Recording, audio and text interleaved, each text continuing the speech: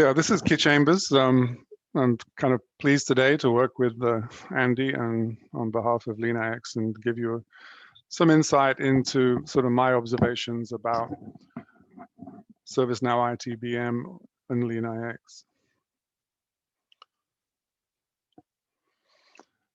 It looks like a fairly daunting looking list of things, but it's not going to take too long. Most of the slides are fairly light. But fundamentally, I just want to go through these things and come to the end of it to a conclusion. My background is I've been in IT for many years. I've done a lot of things in my career.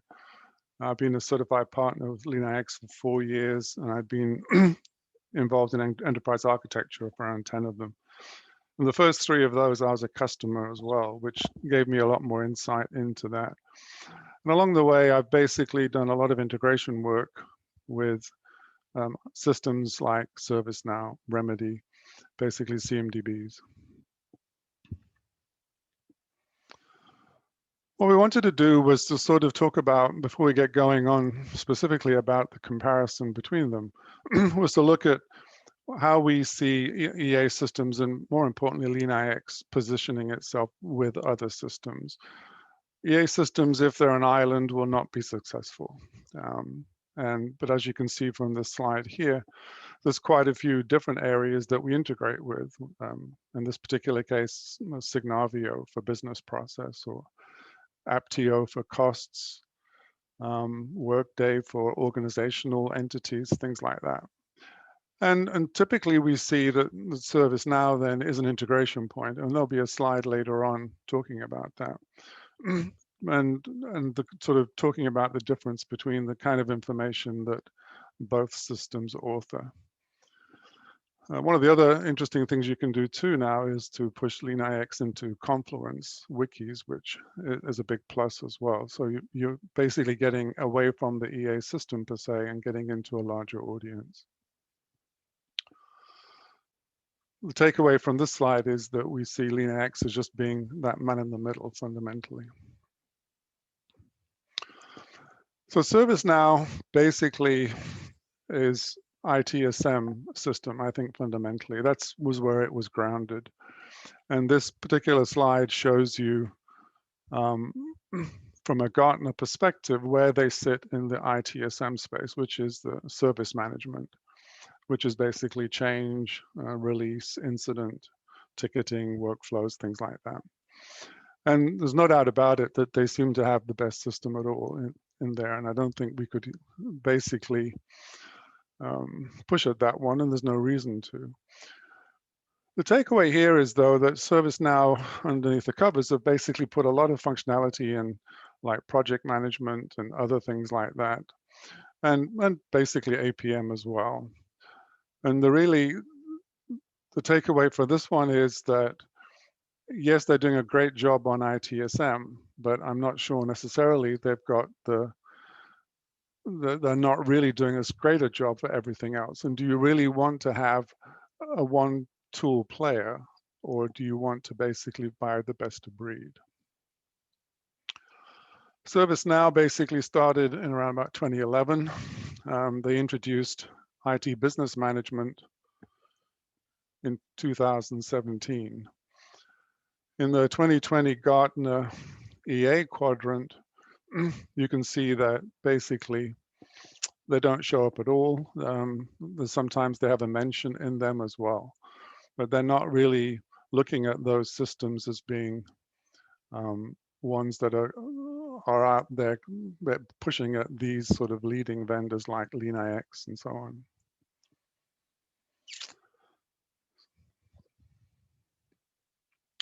ITBM from ServiceNow, then basically it is an umbrella product that includes APM, the application portfolio. And so you can see that they've actually got a lot of other things under the covers again.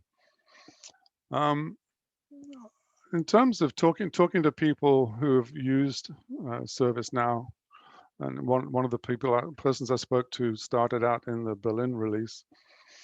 And the takeaway was that ServiceNow is great at getting you sort of 80% of the way, but really you need to put the other 20% in to get where you're going.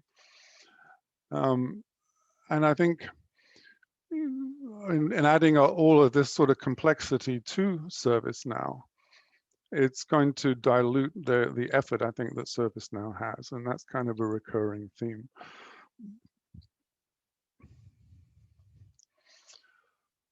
The other difference that I see is the fact that the difference between PaaS and SaaS, and ServiceNow is sort of portrayed as being a SaaS solution. But fundamentally, the ServiceNow you have to manage, or the customer has to manage the release and the upgrades, and they're all independent. And there's been a lot of push in recent years for customers to basically get out of the customizations because it really slows down the uptake of new releases. They publish 2 releases a year. We tend to see, as I've tend to see with my EA customers who use ServiceNow, that they basically miss every other one. So you're going to get an upgrade once a year fundamentally, just because it takes a lot of time and it's fairly expensive to do it. ServiceNow configuration at the same time isn't very easy. I've seen in the back end of ServiceNow, and a lot of customers now, I think, are relying on fairly expensive consultants or other companies to help them manage their ServiceNow environment. Meantime, when you look at LeanIX, then it is a true SaaS solution where basically you're getting rolling changes coming through all the time. And in my experience in the last 4 years with LeanIX, there's been an incredible amount of changes to it that have really taken the product into a completely different and better direction. So hang on, I wasn't clicking through my slides. The other big thing is that LeanIX's configuration changes are all made from the front end of the tool. You don't have to be in the sort of back end piece of changing it. And you can certainly add new capabilities to it, but it doesn't inhibit you from taking new upgrades.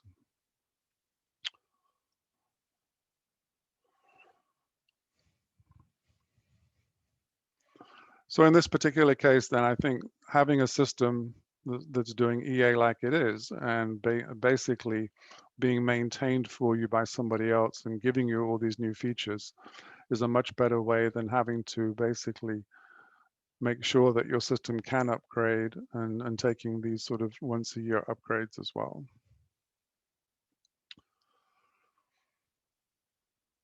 When you're starting to put in a system, if I look at putting in ServiceNow versus LeanIX, ServiceNow is a fairly large endeavor in terms of bringing it in and getting it working. And again, most of my experience is that customers bring in outside consultants to do a lot of that heavy lifting for them. LeanIX, again, being a SaaS solution, fundamentally, LeanIX create the workspace, give you access to it, and you're basically off to the races. Again, we're talking about the fact that APM may be delayed to the next upgrade cycle in terms of getting changes in. And that's one of the big things, whereas we've seen customers who said, well, I would like to consider going to ServiceNow, but I need features in the next upgrade, so I've got to wait for another 6 or 8 months before I can do it. Whereas, again, with LeanIX, everything is there straight away. The other concern is that a lot of the people managing ServiceNow are fundamentally grounded in ITSM, and that's their core competency and that's their core business. And trying to persuade them that EA is exciting and got benefit to them is quite often a struggle. So we tend to find that there's going to be resource contention on ServiceNow as well. And given that the fact a lot of customers are struggling to even keep it going, to add more to it would just not be working. LeanIX, meantime, is just dedicated to architecture planning, which is really what you want to be getting into. Both of them have different role types. LeanIX is basically you have unlimited users with no additional cost. ServiceNow has sort of an admin, a read-write, and a viewer license, and they're fairly expensive, and from some of the analysis that we've done with other customers. And so we tend to find out that ultimately the cost is going to be a big factor in it, and LeanIX's model is certainly much better than what we can see of the way ServiceNow is doing it. If you look at the user experience, I've never found anybody that's very excited about go into ServiceNow. It's kind of a chore. You've got to go in. It's difficult to find things. The interface is a bit dated as well. So I would sort of basically couch it that ServiceNow's got a fairly utilitarian interface, whereas LeanIX is basically enticing, and we've had users that really want to go into the system because they enjoy the way it filters, the way they can navigate around and getting information into the system. I think in ServiceNow, you really do need training. People get lost in it. I've seen even the developers getting lost and not knowing how to go to places. Meantime, LeanIX is very easily understood. And we've had cases where rather than showing people how to do things, we just get them to go into the tool, basically show them how to do it, and then they go off and they sort of put in the rest of their portfolio. And it's just very easily understood.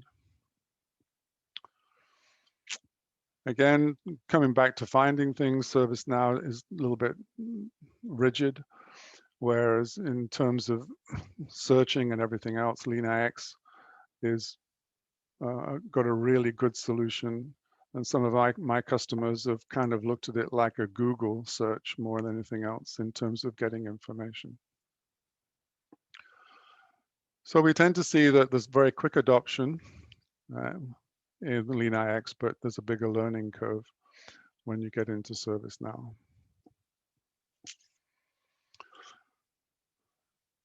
When you look at systems like LeanIX, basically, we're into sort of more logical entities. We're thinking more about planning.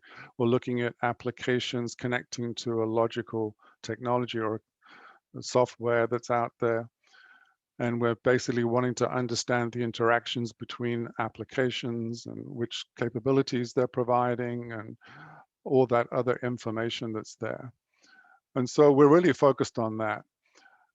And so it's planning and business IT portfolio planning is really what we view it as basically providing. ServiceNow really is focused more on operating the business. And we tend to find that a lot of customers now are running fairly sophisticated workflows in terms of providing access to people or putting in purchase orders and things like that. So it's much more run the business rather than basically planning. Again, we look, ServiceNow is quite comfortable in discovering what's really on the network in terms of discrete versions, but we're interested more in the EA space of looking at logical entities, major versions, and basically planning. So ServiceNow is going to provide you the exact configuration of IT infrastructure, whereas, again, we're looking for this sort of holistic overview of IT, much relating a lot more to the business context.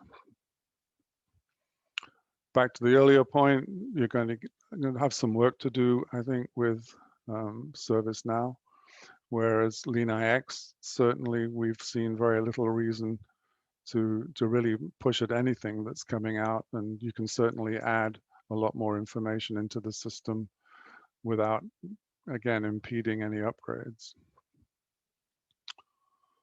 So, which is this point here, that fundamentally it's extensible. Whereas ServiceNow, in the last few years, they've basically, again, a lot of companies have just stripped everything back to the basic system, rather than inhibiting some of their upgrades.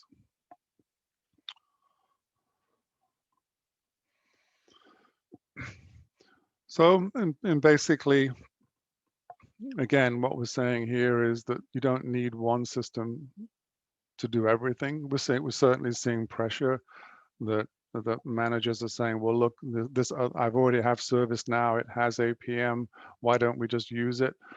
It's the wrong way to approach implementing EA fundamentally. You need to look at the best of breed. You need to look at what systems are going to give you the value at the end of the day.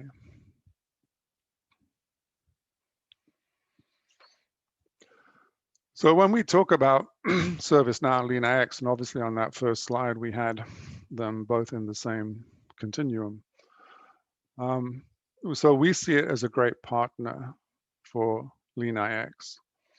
We basically, but LeanIX basically has a lot of integrations themselves in terms of out of the box. ServiceNow basically gives you APIs to do data inputs and outputs and exports. Typically, we see LeanIX is managing the flow of data to and from ServiceNow, which is because really you kind of both ends managing those transactions. We also see that most customers eventually get to authoring the new applications and existing ones in LeanIX and then pushing those applications down into ServiceNow. And when you look at the underlying technologies and software, basically there's a sort of bridge between things that ServiceNow calls IT components, which is the software that you deploy at a high level, and that relates back to software hardware product models in ServiceNow. So there's a good joining there of that level of information. One of the things that we do normally bring back from ServiceNow is sort of this application lifecycle. So ServiceNow, when an application is being built, it's probably in a plan mode. At some point when it goes live, it's then active. And we want to bring that information back and reflect that operational status from ServiceNow. One of the problems we see in customers is that they retire a system somewhat potentially in LeanIX. If you manually retire it, has there been the due diligence to decommission it and get it out of the infrastructure so that it doesn't just show up in a few years' time and nobody realizes that it's still running? So again, we see we're not trying to get rid of ServiceNow, but certainly the synergy there is between them. So in conclusion, this is the kind of last slide. I'm not trying to ding ServiceNow's APM, TPM capability. I mean, they're doing a good job. They're basically improving the product. I don't think they're going to get recognition as being a real system like LeanIX is. And one of the key indicators is the peer insights, where end users basically weigh in. And LeanIX is certainly recognized as being a leader there. Again, ServiceNow requires skilled developer resources. At LeanIX, you get immediate value and it's easily extended. The licensing is going to be a problem. One customer we had that said when we sort of argued against using ServiceNow APM, they said, oh, we'll just have 5 people who do all the updates and everybody else will just send them the changes. And EA systems are not going to work like that. It needs to be pervasive. You need to have the ability to get everybody into the system. I think the other part of it is that you've got lots of extra functionalities when you start digging into APM and ServiceNow, and that you've really got to add in. Whereas LeanIX's model is pretty transparent in the way they've put it together. The one area I think that if APM is going to be successful in ServiceNow, you've got to have a very large, well-funded, open-minded organization managing the product. And all of those things, it's got to be large in terms of skills. It's got to have a lot of money behind it to do the things that need to be done. And you've got to have a bunch of people running the system who can basically see that bigger picture and see themselves not as just being ITSM based and running a CMDB. Again, we talked about before that the feature upgrades hindered by the probably 6 months, 12 months, 18 months cycle of change at ServiceNow level.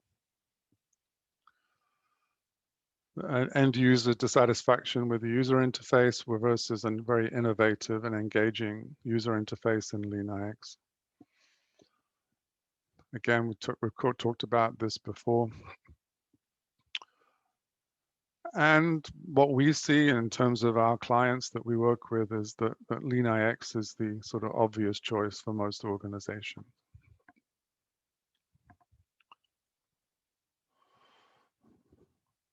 So if there are any questions, Andy? I don't have any in the chat. If people want to take a minute to just post a question in the chat or use the raise hand feature, and I can unmute you so you can ask Keith your question directly.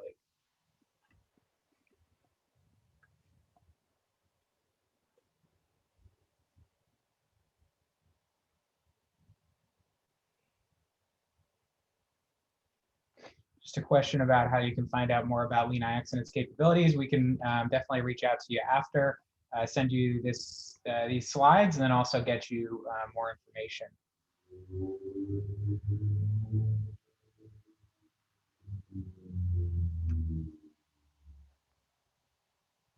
Any additional questions from anyone?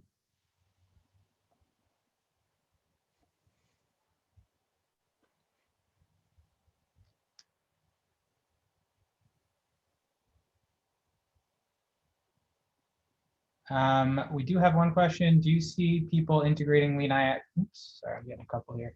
Do you see people integrating LeanIX with CI/CD pipelines?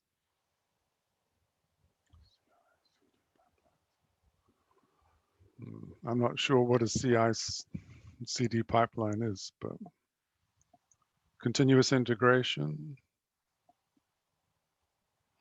Maybe I can take the person that asked that question off mute, and I can allow them to speak if they. Is that like DevOps?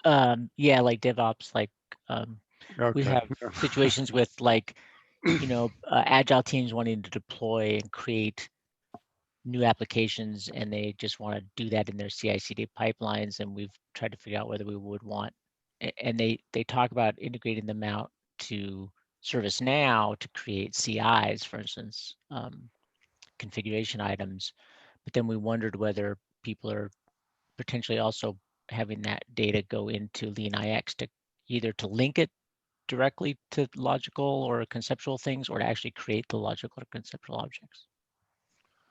Yeah, I mean, I think DevOps is an interesting play because the real question is there much, where is the governance around it? And, are the projects themselves governing it? Are they making instantaneous changes that people are not aware of? LeanIX basically has a Pivio plugin that connects into the DevOps process. And every time a new business service is built or instantiated, it basically updates the information in LeanIX. And we see that as being quite a good way to do it because you've got visibility then. But it still comes down to, and I think if you look out there, there's quite a few articles these days about DevOps and governance and how do you introduce that concept to a group that fundamentally don't see any reason for it. But I think there's a sort of middle ground somewhere where you definitely need at least some acknowledgement that it's under control to a certain extent. And the other challenge I think people see is that they don't know where it's running most of the time because it's very dynamic in the way you could be bringing up a cluster to run the application or the microservices or things like that. And it doesn't really fit well into the standard way of viewing the infrastructure where things tend to stay put for a while. Okay, great. Have you been challenged from a cost perspective with regards to using ServiceNow as a large play versus the two integrated? And the challenge has been, I think, typically that it's really a sort of head-to-head when it comes in, because people have to typically buy the ITBM module and get APM in, and buy the licenses, and potentially the consulting to put it in and stand it up. And so we tend to find that it's typically cheaper to use LeanIX than it would be to go through that route. But obviously it would depend on the size of the configuration, the number of people and things like that. Can you speak to any advantages with integrating LeanIX with integration platforms like MuleSoft or Informatica?